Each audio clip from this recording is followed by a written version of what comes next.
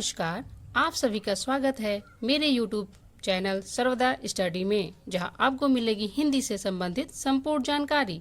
आज का हमारा विषय है हिंदी वर्णमाला में व्यंजन। हम जानेंगे व्यंजन किसे कहते हैं तथा इसके कितने भेद होते हैं। तो आइए हम चलते हैं अपने टॉपिक पे। दोस्तों, वर्णमाला पार्ट 4 हम लेके आए हैं। इससे पहले हम लोग स्वरों पे बात कर चुके हैं। आज का टॉपिक है व्यंजन। व्यंजन कितने होते हैं? व्यंजन 33 होते हैं और स्वरों की संख्या 11 होती है। तो व्यंजन की हम परिभाषा देखते हैं। जिन वर्णों का उच्चारण करते समय स्वरों की सहायता ली जाती है उन्हें व्यंजन कहते हैं। तो व्यंजन में क्या होता है? हम स्वरों की सहायता से बोलते हैं। व्यंजन स्वतंत्र नहीं होते हैं, ठीक, क्योंकि ये स्वरों की सहायता से बोला जाता है, इसलिए इसे हम लोग क्या कहते हैं? ये स्वतंत्र नहीं होता है। बट स्वतंत्र कौन होता है? स्वर होता है, ठीक है। अगर किसी भी व्यंजन में से स्वर निकाल दिए जाएं तो वह व्यंजन अपना पूर्ण अर्थ नहीं देता है, बल्कि आधा अर्थ ही देता है। व्यंजन में से अगर हम लोग स्वर निकाल दें तो व्यंजन क्या होगा? व्यंजन अपना आधा अर्थ ही देगा। एग्जाम्पल देखते हैं। क कैसे बना है? देखिए, क इसको हम लोग पूरी तरह से बोल ही नहीं पाएंगे क को। तो इसको बोलने के लिए पूरा हम लोग किसका सहायता लेना पड़ेगा? स्वर की सहायता लेना पड़ेगा।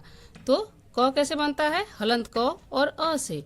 और ख कैसे बनता है? हलंत ख और अ से ये बनता है। अगला है व्यंजन का वर्गीकरण।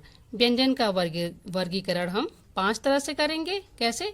स्पर्श व्यंजन, अंतस्थ व्यंजन, ऊष्म व्यंजन, संयुक्त व्यंजन और त्रिगुण व्यंजन। दोस्तों, स्पर्श व्यंजनों की संख्या 25 होती है, अंतस्थ व्यंजनों की संख्या 4, ऊष्म व्यंजनों की संख्या 4 होती है, संयुक्त व्यंजन की भी संख्या 4 होती है और द्विगुण व्यंजन की संख्या 2 होती है। दोस्तों, इसको सविस्तार पढ़ने के लिए हम आगे चलते हैं।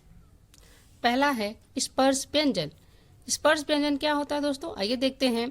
जिन व्यंजनों को बोलते समय मुख के भिन्न भिन्न स्थानों को स्पर्श या छुएं, ठीक है, उसे हम क्या बोलेंगे? स्पर्श व्यंजन कहते हैं। और स्पर्श व्यंजनों की संख्या कितनी होती है? 25 होती है। 25 कौन कौन सी होती है ये देखते हैं।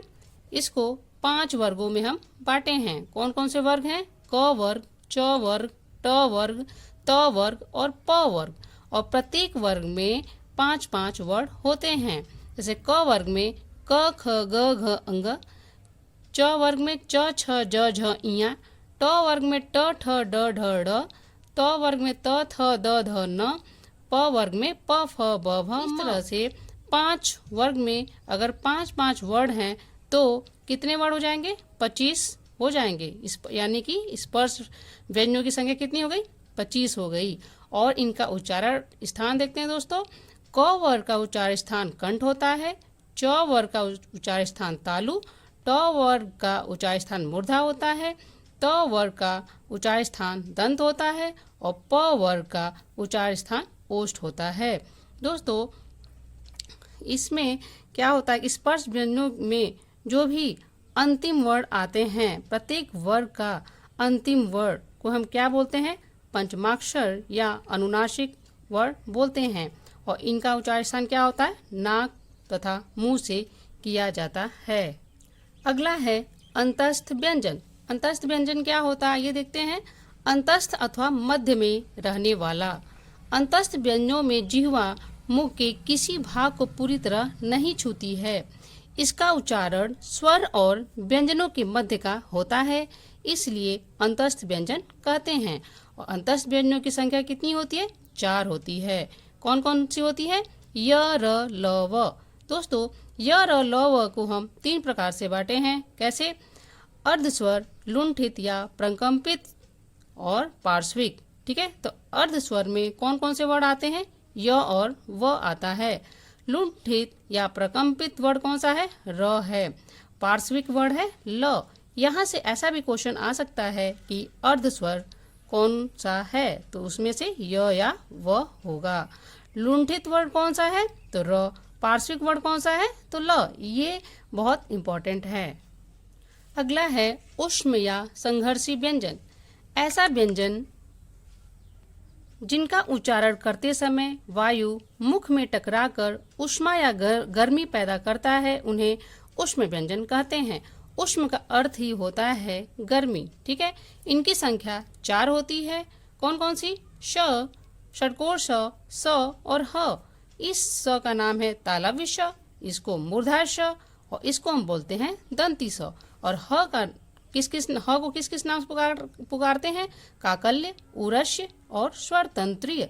यहाँ से भी ऐसा क्वेश्चन आता है कि आप मूर्धार श कौन सा है, तालव्य श कौन सा है, चाहे काकल्य किन वर्ड को बोलते हैं, ऐसा क्वेश्चन आता है। तो इस पे आपको ध्यान देने की जरूरत।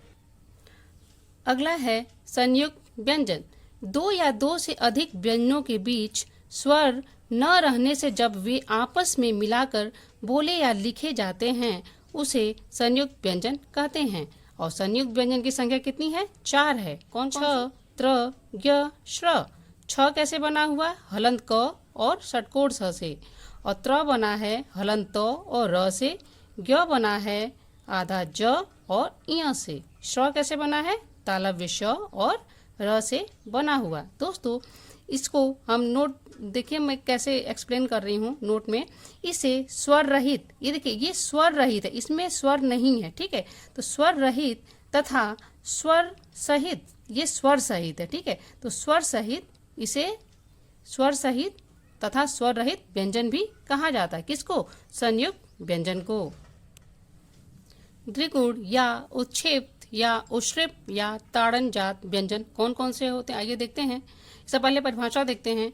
वे व्यंजन जिनका प्रयोग 2 तरह से किया जाता है उसे द्विगुण व्यंजन कहलाते हैं। इनकी संख्या 2 होती है। कौन कौन सी होती है? देखिए, ड़ और अड़। ठीक है, इनको हम द्विगुण व्यंजन कहते हैं।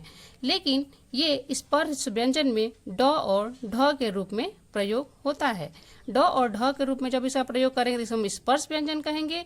बट जब इस पे हम नुक्ता लगा देंगे तो इसको हम क्या बोलेंगे? इसको हम ड़ बोलेंगे और इसको अड़ भी बोलेंगे। ठीक है, जब इस पे नुक्ता लग जाएगा तो इसको हम द्विगुण व्यंजन कहेंगे। एग्जाम्पल देखते हैं। जब हम ड के रूप में प्रयोग करेंगे स्पर्श व्यंजन के रूप में, तो इसको देखिए कैसे प्रयोग कर रहे हैं, डमरू और डलिया। और जब ड़ के रूप में करेंगे तो अकड़, लड़ना। और जब और ये देखिए ये ढ, ये क्या है? स्पर्श व्यंजन है। इसका प्रयोग देखिए कैसे करते हैं, ढक्कन और टफली।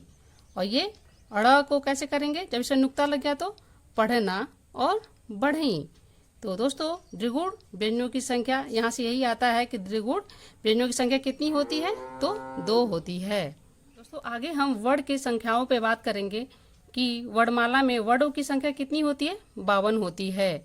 और इसमें जो ये सारे टोटल, इनका जब टोटल करते हैं तब 52 होते हैं। ठीक है, तो आइए देखते हैं व्यंजनों की संख्या कितनी होती है? 33। ठीक है, और 33 में कौन कौन से आते हैं? स्पर्श व्यंजन, अंतस्थ व्यंजन और उष्म व्यंजन। ठीक है, ये जो तीनों हैं इन्हें हम क्या बोलते हैं? मूल व्यंजन बोलते हैं।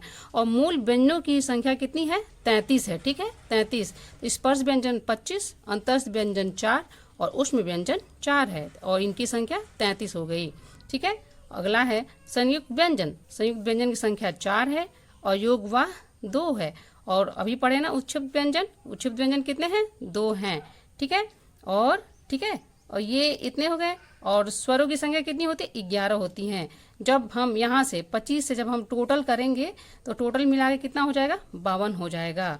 ठीक है दोस्तों, तो वर्णों की संख्या हम ऐसे हम लोग मतलब ऐसी जानकारी रखनी होगी। और यहाँ से भी क्वेश्चन पूछते हैं कि किसकी संख्या कितनी होती है। तो दोस्तों अगर आपको मेरी ये वीडियो पसंद आई हो तो like, share, comment and subscribe जरूर करें और बेल आइकन को दबाना ना भूलें, जिससे आने वाले वीडियो का नोटिफिकेशन मिलता रहे। दोस्तों अगले वीडियो तक तब तक के लिए धन्यवाद।